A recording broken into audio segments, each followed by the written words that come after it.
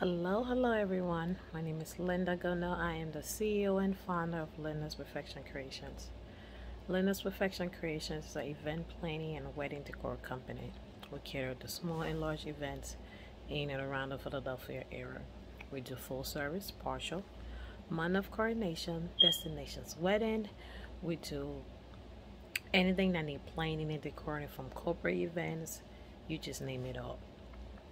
So today I'm going to continue on the topic that we started on yesterday, and I was talking about how to use tall centerpieces to beautify your wedding. We talk about using citrus, we talk about using romantic style from whites and greeneries. We talk about using beautiful colors from the purples, the pink, the fuchsia. We also talked about what else?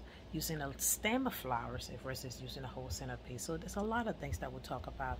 We'll also talk about the whimsical style and embracing the contrast, to use a lot of patterns and every aspect of your decor to bring that to life. And we also talks about using blossom, from cherry blossoms, the white, the pink, all those different things to kind of help bring your idea to life.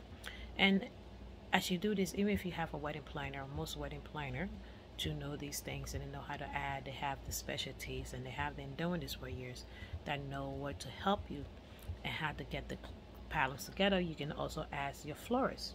This is what they do. They have experience to work with flowers every single day. They know what's in season, what's not in season, what flower will go well with other, what's flower stay longer with everything. So they are the best people to ask when you are within doubt. So today we're going to get started. We're going to talk about building a bridge. A lot of time you see this new design where it's got like a high top and it kind of look like a long shelf, and it got flowers all along in it, and that you can go big with that as you want it. You can make it bold as you want it to. You can make it unique structures. You can use a lot of make it dramatic with the blossom, the texture, the look, the greenery.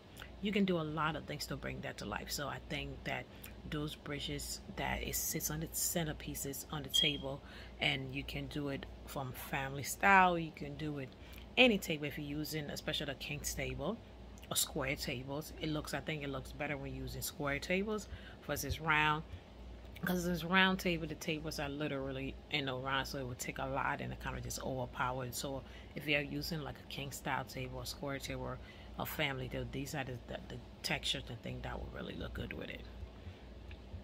And then another thing is add a touch of whimsical, and then it go back to your flower centerpiece. You want to add a little structure to it. You can use a little stamps, you can use wood, you can use the branches from the tree, a pair of gold, and the overflow in the arrangement. Some unit make it like an RC design. Do a lot of things to just give it a break without it just being flowers. You can have a tall structure and make it to give it a brim, to give it that whole unique design, and give it with the gold, the silver, and a lot of texture to make it work. And those things are. And another thing that people don't talk about is olive branch. Olive branch is something really nice that you can use it in these very tall centerpiece vases. That I think that goes well with a lot of things. The water, and you can have it with candles in there. You can do a little design, that little greenery. And if you do the palette, the colors that go, you can mash it over so many palette. Because if you're using a simple color, not so much a simple, I should say, but if you're using a one color aspect and worse the flowers, there's a lot of other palettes that can do it. The clear crystal classes, it just incorporate your design to make it look really beautiful. And then also keep it classic. For those who are a bride that want to stay with something closer to romantic feel, you can do all white. You need touch from the baby breath to the roses, the blooms. Just make it simple, elegant, romantic, and just make it look simple. You can do a whole bouquet with baby breath and just add a touch of roses and a touch of green. It just give it makes it look so beautiful. And as I said, with flowers, we can talk about it all day long. There's a lot of things you can do. There's a lot of options. You don't necessarily have to stick with one. And then also you can choose the bold carbon area, so like the candles post. So you can use it. You don't even have to be flowers. You can put little candles. It can be a little light, a little flickerer, and then just have these things in it to make your centerpiece go. Especially with the rustic look, you can have an interest. It will have the height, the candle holder. It makes it look pretty. There's a lot, trust me, when it comes to design. Do not limit yourself. Do your research. A lot of time people think like, well, I cannot do this, I'm stuck. So most of the time it's embarrassing. It's a shame that when you go to a wedding, you see the same thing over and over and over, because people just think, oh, this is all that you can do. Because once in a while, if you're playing by yourself, you don't have the experience, you don't have the knowledge. So you just think, all right, well, cool. It's okay. And one of the things that I think grinds my gears a lot of time when you're talking to a couple, the automatic thing, once you talk about flowers, everybody automatically wants to go to artificial because they just think it's actually cheaper. And that is not the case at all. Fresh flowers, you can find a fresh flowers that is so much cheaper, especially when you're buying things that is in season. A lot of people just think, and I hate to say it, but I'm gonna go there. A lot of time I watch some planners and decor people push more with artificial flowers. One, they do not have the experience to condition these fresh flowers, or how to work with fresh flowers, or how to do things a specific way. So because of that, to do artificial flower easy, you can just stick it and anything. With fresh flowers, you have to know the skills, you have to be certified, you have to have the technique, you have to study these things to be able to do them. Because if you don't know how to work with it, how to treat certain flowers, it would die in a split of a second. Or if you don't have a wholesale vendor that you work with, a lot of those things factor into it. So a lot of time, a lot of planners push for artificial flower because that's all they know. They know how to work with. So they make a lot of clients believe that this is whatever. But any true planner or any true florist will guide a client in the right stage. So, and we go in there and go for greenery. You can have those greenery, floating greenery. You can make it, and then before I go into, let me just say this. One thing, it's so hard for me when I go to a wedding as a guest, because I start to critique everything, and I don't do it intent like to be mean or anything like that. When I see things out of place, and a lot of time my friends and my family laugh at me, because most of the time when I'm at a wedding, I end up doing something. Like I will end up maybe moving something from somewhere, touching something to make it look something. I don't do it because I have such a passion for this, and if I see something up out of place that will cause some kind of commotion or make the event thing go wrong, I decide to help.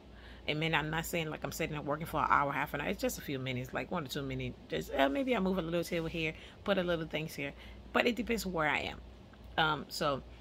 But one thing that grinds my gears is that when you go to events and people do these decors and decoration, and you see all the mechanics. The mechanics is that all the things that they use, like from the foam to the wire, everything that they use to hold the thing up. The flowers is not round, the center is missing things. It just look, you can see the mistakes and error, and those things you mean, like most member may not think about it, people that guess I know wedding, but it looks bad, it looks unprofessional. You don't want to pay for something and I'm sitting on the table and I'm looking up, because when you sit on the table and you see the centerpieces, you see everything that's under there. So whatever they don't cover, whatever is under, it just look horrible and it looks bad, it look out of place. I don't care how beautiful the design is or how great they do the design. If I can see your mechanics, yeah, no.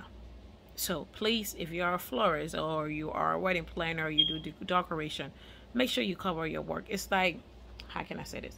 It's like, what I refer that to.